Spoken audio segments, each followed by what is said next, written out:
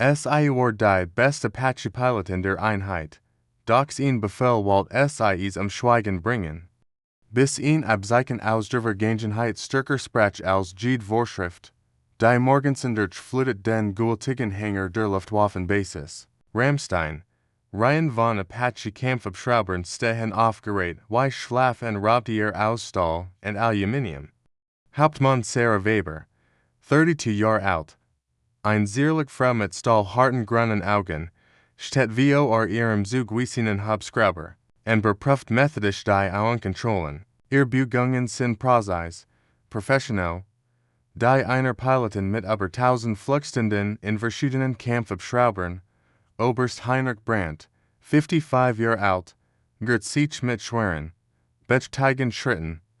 Sein Uniform ist Makellos, gebegelt, sein Haltung unnachgiebig und autoriter.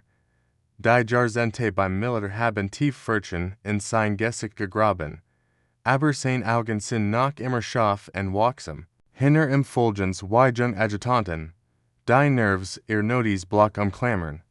Bever wir weitermachen, kommentieren Sie bit. Von wo aus Sie die Sendung verfolgen. Und abonnieren Sie, denn die Mortgage sollten Sie nicht verpassen. Hauptmann Weber. Beginnt Brandt mit seiner tiefen, kommandierenden Stimme, die jeden Winkel des Hängers zu erfüllen scheint. Wir müssen reden. Sofort. Sarah wendet sich langsam ihr Blick ruhig aber wachsam. Sie hat diesen Ton schon aufgehört. Es bedeutet Jürger, Herr Oberst, antwortet Sie mit fester Stimme und salutiert knapp.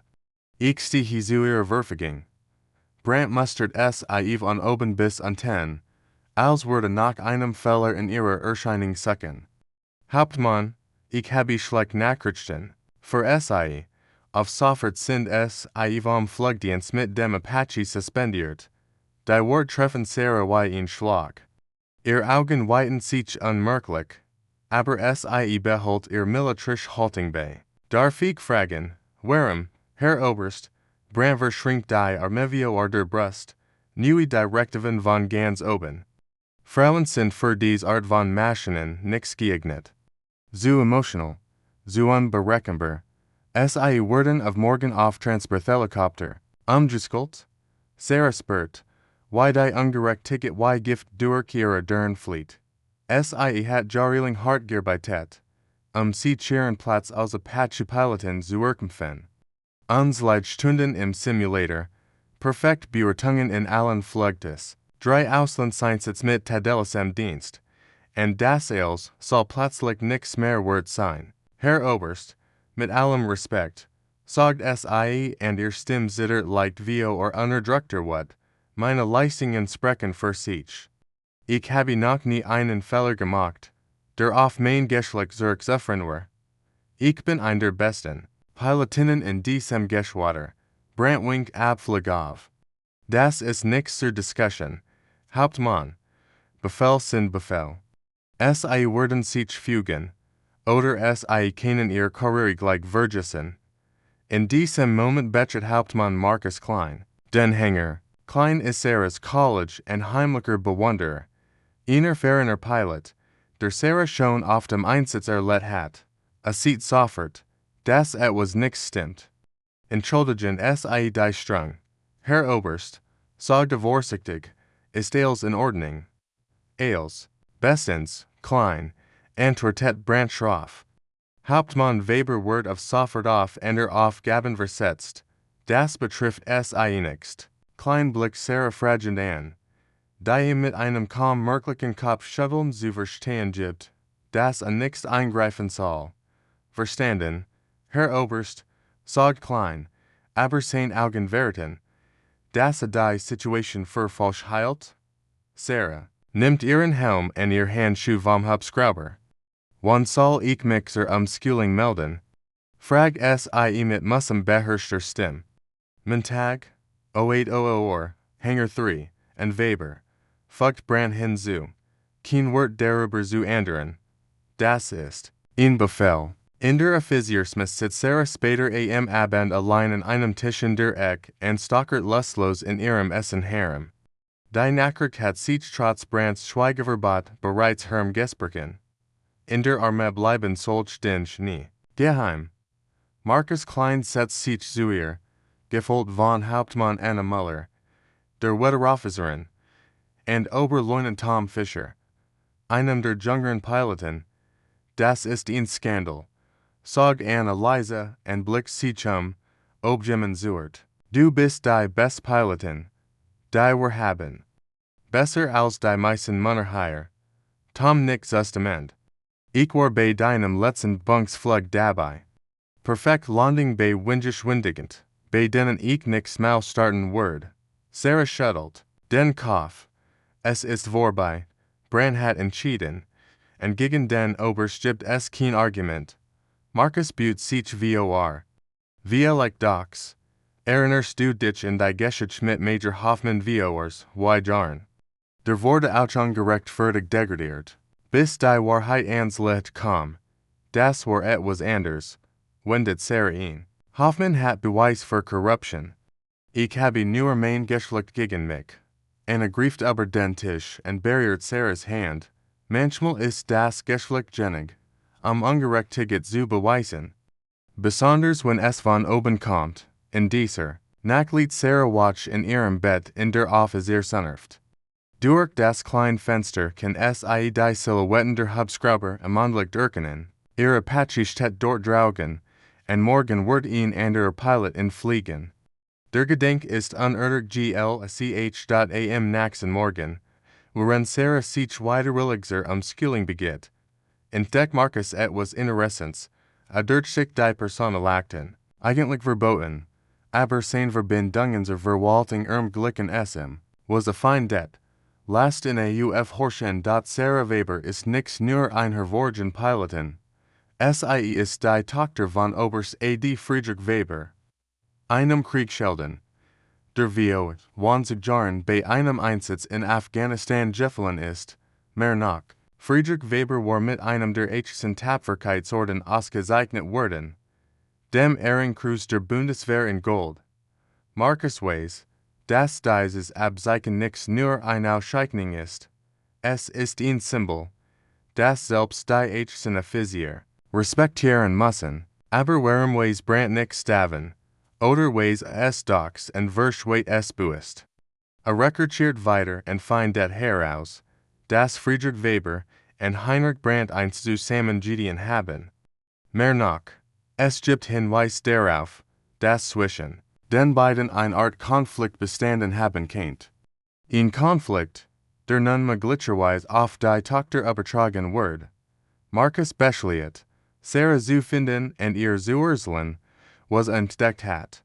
Findet sie in Hangar 3, wo sie gerade die grundlegenden Einstransport-Abschluss erklärt bekommt.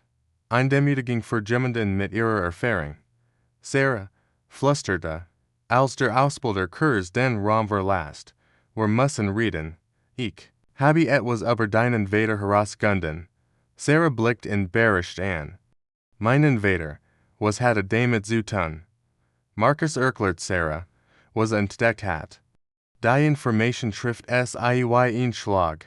Sie hat nie gewusst, dass ihr Vater und Brandt sich kannten. Ihr Mutter hat nach dem Tod ihres Vaters nur wenig über dessen Militärlaufbahn erzählt. Und Sarah hat nie nachgefragt. Aber das erklärt immer noch nichts, warum mich vom Flugdienst suspendiert hat, sagt Sarah verwirrt. Markus siggert, ich glaub, es gibt da mehr. Was Brandt verbergt. Was über den Einsatz, bei dem den Vater gestorben ist, sie beschliegen, gemeinsam zu recherchieren. In den Archiven der Basis finden sie schließlich die Bericht über den vergangenen Einsatz in Afghanistan, was sie lesen.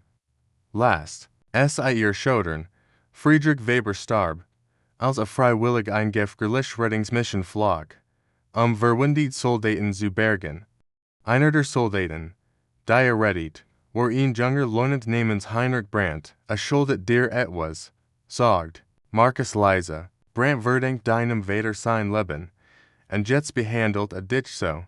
Sarah schüttelt den Kopf. Vielleicht ist das der Grund. Vielleicht kann es nicht ertragen, mich anzusehen, weil ich ihnen sein should erinnern, am nächsten Tag. Konfrontiert Sarah Brandt in seinem Büro. Sie hat das Ehrenkreuz ihres Vaters mitgebracht. Ihn Abzeichen, das sie sonst nie trägt, weil es zu schmerzhaft ist. Brandt ist gerade dabei, einem anderen Offizier Anweisungen zu geben. Als Sarah eintritt, Herr Oberst, sagt sie mit fester Stimme, ich möchte mit Ihnen über meine Versetzung sprechen. Brandt blickt auf, bereit, sie abzuweisen. Hauptmann Weber, ich habe Ihnen bereits gesagt, dass Sie dann sieht das Abzeichen in Ihrer Uniform. Das golden Ehrenkreuz, das im Licht seines Büros glänzt, sein Wort bleiben in meinem Hals stecken. Sein Gesicht wird blass, das ist das Ehrenkreuz meines Vaters, sagt Sarah ruhig. Oberst Friedrich Weber, ich glaub, sie kannten ihn. Brandt starrt das Abzeichen an, als wär es ein Gespenst aus seiner Vergangenheit. Der Ender Offizier spürt die Spannung im Raum und verlässt diskret das Büro. Lange Zeit herrscht Schweigen. Friedrich Weber, sagt Brandt schließlich mit brüchiger Stimme, ich habe nix gewusst.